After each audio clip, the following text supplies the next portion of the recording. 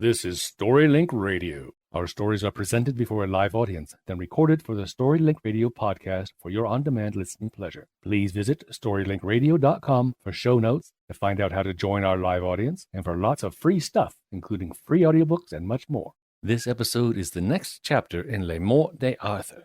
Please remember to visit www.storylinkradio.com. Book 2, Chapter 2. How Balin, arrayed like a poor knight, pulled out the sword, which afterward was the cause of his death. Then it fell so that the time there was a poor knight with King Arthur, that had been prisoner with him half a year, and more, for slaying of a knight, the which was cousin unto King Arthur.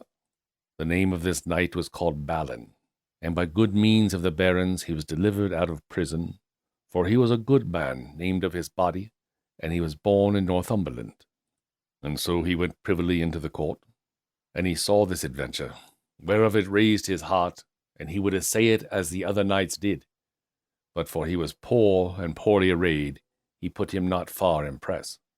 But in his heart he was fully assured to do as well, if his grace happed him, as any knight that there was. And as the damsel took her leave of Arthur and of all the barons, so departing, this knight Balin called unto her, and said, Damsel, I pray you of your courtesy, suffer me as well to essay as these lords. Though that I be so poorly clothed, in my heart, meseemeth I am fully assured as some of these others, and meseemeth in my heart to speed right well. The damsel beheld the poor knight, and saw he was a likely man, but for his poor raiment she thought he should be of no worship without villainy or treachery.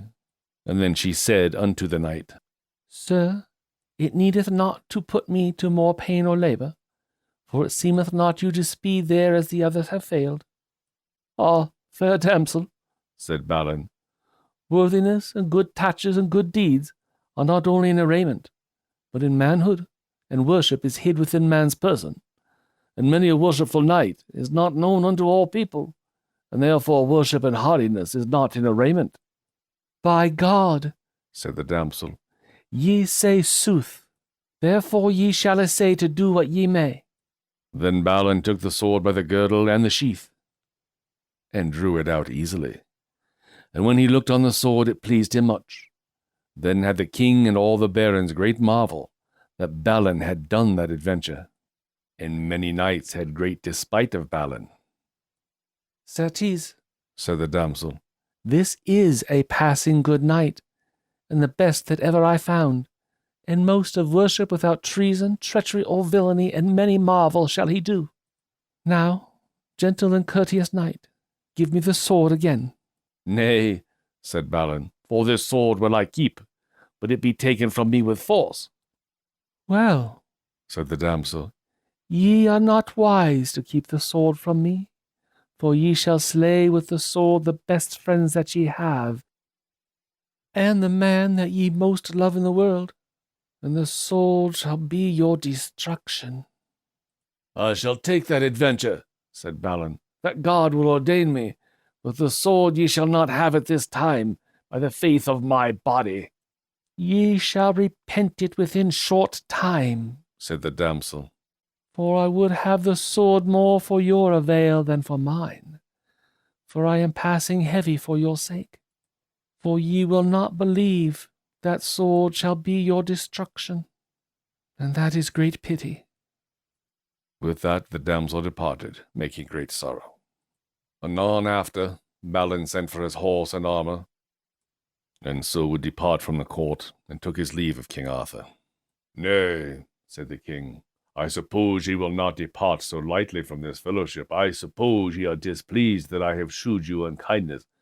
Blame me the less, for I was misinformed against you. But I ween ye had not been such a knight as ye are, of worship and prowess. And if ye will abide in this court among my fellowship, I shall so advance you as ye shall be pleased. God thank you, your highness, said Balin. Your bounty and highness may no man praise half to the value. But at this time I must needs depart, beseeching you always of your good grace. Truly, said the king, I am right wroth for your departing. I pray you, fair knight, that ye tarry not long, and ye shall be right welcome to me and to my barons, and I shall amend all miss that I have done against you. God thank you, your great lordship, said Balin, and therewith made him ready to depart. Then the most part of the knights of the Round Table said that Balin did not this adventure all only by might, but by witchcraft. Check back soon for the next chapter of MORTE D'ARTHUR. Thank you for listening to StoryLink Radio. If you like what you've just heard, we hope you will subscribe to our podcast and pass along our web address, www.storylinkradio.com. Be sure to visit our website for show notes, to find out how to join our live audience, and for lots of free stuff, including free audiobooks and much more. Join us next time for another story from StoryLink Radio.